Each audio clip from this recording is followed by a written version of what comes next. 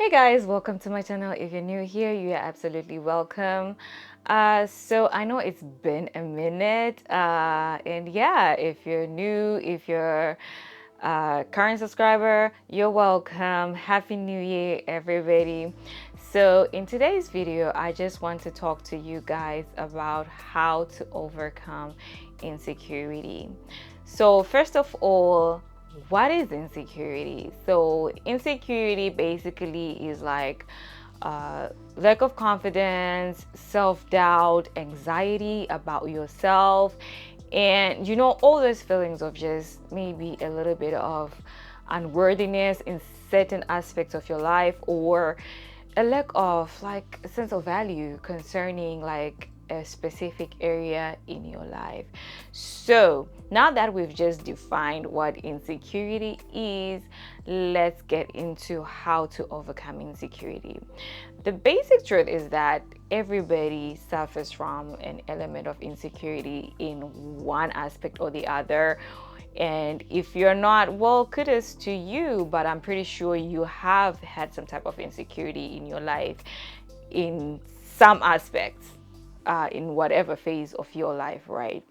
So how to deal with this is what becomes the crux of the matter, is what becomes what matters, because it's okay to know that, well, I have this type of insecurity, but it's another thing to be like, okay, I have this, but how do I overcome it? You know how they say it's okay to, face problems. It happens, it's life, but how you react to that problem is what ends up being, the most important thing, how you respond, right? So, how you respond to a particular insecurity is what matters. So, how to overcome insecurity? The first thing you'd want to do to overcome any insecurity you may be facing is to find the root of that insecurity. Name that insecurity. It's just not a thing of, well, I feel this way, I feel like I'm not confident, or things like that. Now that you've discovered you are not confident, what area of your life are you not confident in? Is it all areas of life? Is it speaking in public? Is it speaking up for yourself? Is it just showing up or speaking up in a group? What area are you not feeling confident in? And if that lack of confidence is showing up in every aspect of your life, in every area of your life, find where it's emanating from, okay? Find the root of that. And once you find that root, try to find out the source of that insecurity. Like, can you isolate an incident where this thing started? Can you pinpoint exactly when this thing happened? Or can you pinpoint a phase of your life where you may have develop this insecurity of whatever, or if it's lack of confidence that we're talking about? Or let's say, like you feel insecure about your body, right? You don't feel like confident when it comes to your body. Is it a thing of, well, you just had a baby and maybe you gained a little bit of weight, so you can pinpoint that, oh, it is when I delivered my baby that I started feeling this way, right? You can pinpoint a specific incident that led to that insecurity. Or is it a thing of a phase of your life where maybe you were unemployed for a long period of time and you just felt like you're not worthy, or you're not contributing to your partner, the growth of your relationship, like partner wise, where you felt like you're a liability. Therefore, you started having that low sense of worth or low sense of value.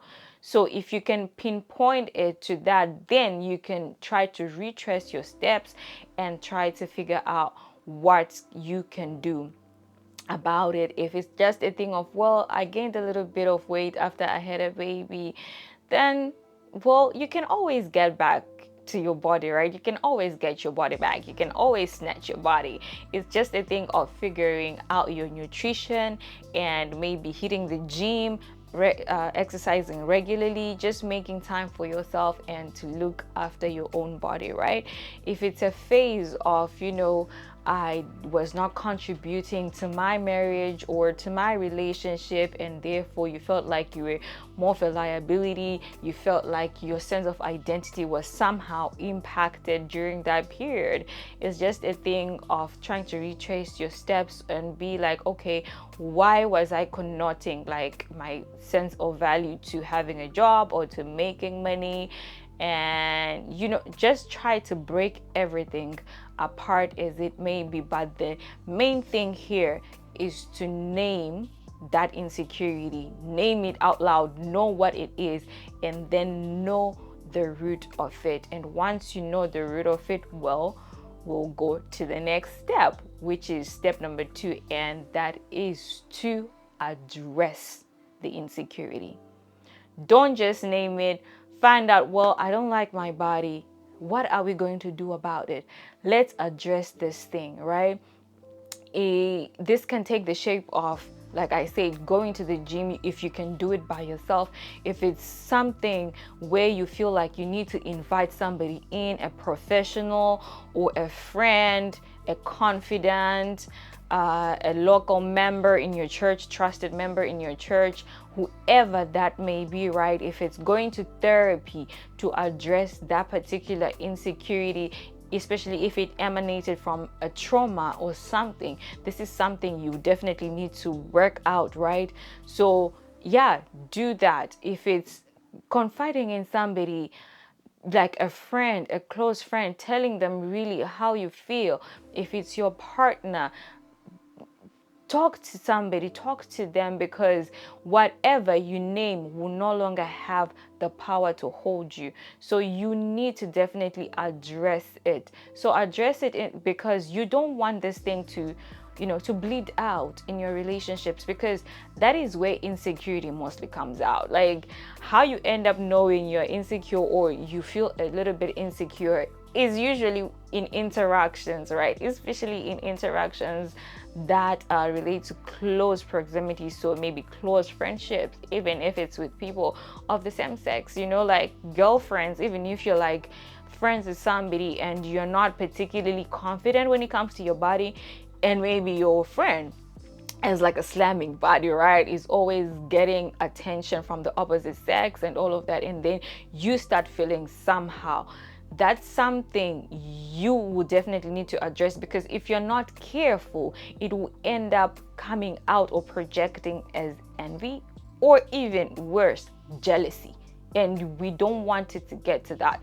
That is why it is important to address it with somebody, whether it's seeking professional help or just seeking help from a friend, right?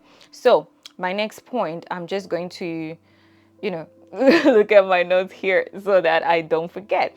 The next step, which is step 3, is to be still.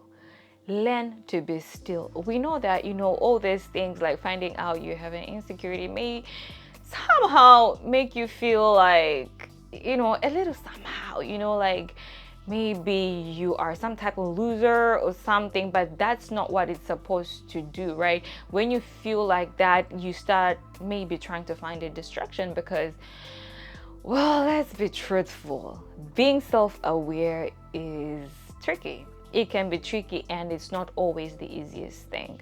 But what you want to do is to just be still. Be still. Don't rush into distractions. Find out like what you can do for yourself. Sit still with yourself. Launch on this journey of self-recovery, because especially maybe if you're dealing with like a past trauma or something that may have happened, it's possible that you may have like lost a sense of self-identity a little bit. So being still helps in the sense of you investing time in yourself, taking that space and time to find out like all about you all over again, relearn who you are. Maybe it's an insecurity that came from a breakup or something, and it was maybe a very long-term relationship, right?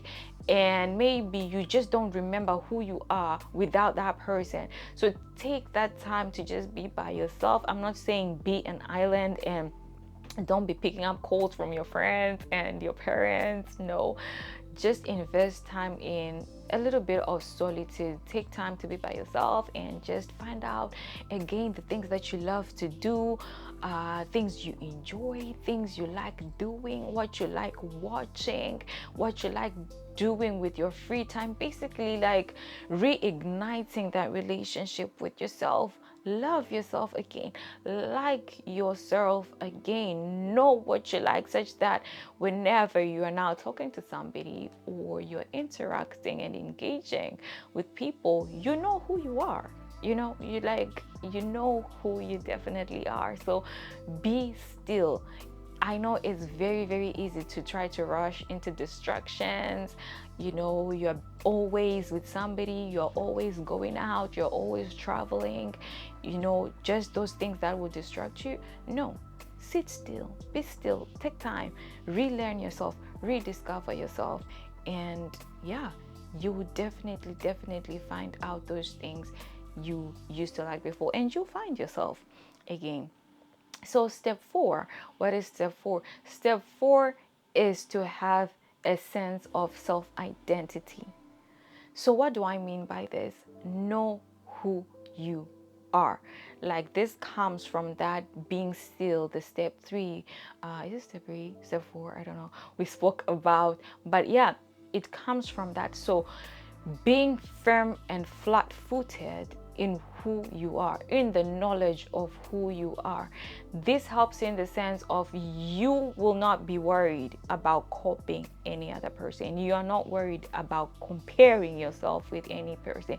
You are not even looking to see what everybody else is doing, because you are so confident in who you are.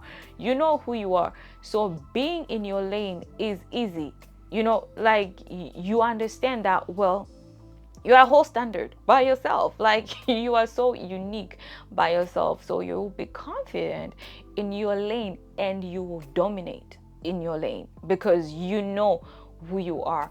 Knowing who you are and being so rooted in that, like I said, it just conquers all those comparison issues that may come up in relationships, or those unhealthy competitive things or issues that may arise in different relationships, whether it's just friendships or platonic relationships or romantic relationships. Knowing who you are, you will just know, you know what, I don't need to prove myself to nobody. I don't need to be comparing myself to nobody. I don't need to be competing with anybody, because you know who you are. You know you're unique. In as much as everybody has, fingerprints, you have your own unique set of fingerprints. So that's what you just want to do. Know who you are, know what you stand for, know who you represent or what you represent on this earth, so that you're just not, looking every other way. You will conquer insecurity, any type of insecurity, by knowing who you are and standing firm and flat-footed in that knowledge. The last step, I think it's step 5, step 6. I don't honestly remember where we are, but I think step 5, whatever it is. But yeah, the last step is to do what you do best, and do it with all you have, whether it's cooking, whether it's creating, whether it's baking. Whatever you do best, do it, and try to do it as consistently and as often as possible. If it's writing, do it. If it's making videos, do it.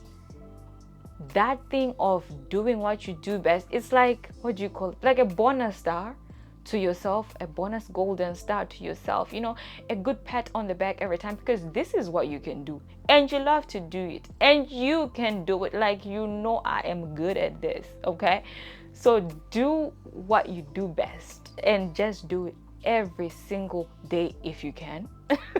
Maybe you cannot do it every single day, but just try to do it as often as possible, because doing what you do best gives you that sense of self-worth. It just amplifies that, and it also takes your confidence to another level, knowing that, you know what, I can do this thing, I am good at this thing, and yeah, I can do this thing. Like, I can definitely be the best in this thing. So that helps with your confidence as well. And even when you now go out and talk to people, when people ask you what you do you like to do, you can definitely tell them, you know what, I am very good at this. And if it's marketable, if it's sellable, if it's something that you can package into a product or value, then why not? You know, why not? Yeah. So that is all I had for you guys, and I hope this video helped you in some way or the other. If you enjoyed the video, please don't forget to like, don't forget to subscribe, and don't forget to turn on the notification bell. My name is Carol, and until we meet next time, bye.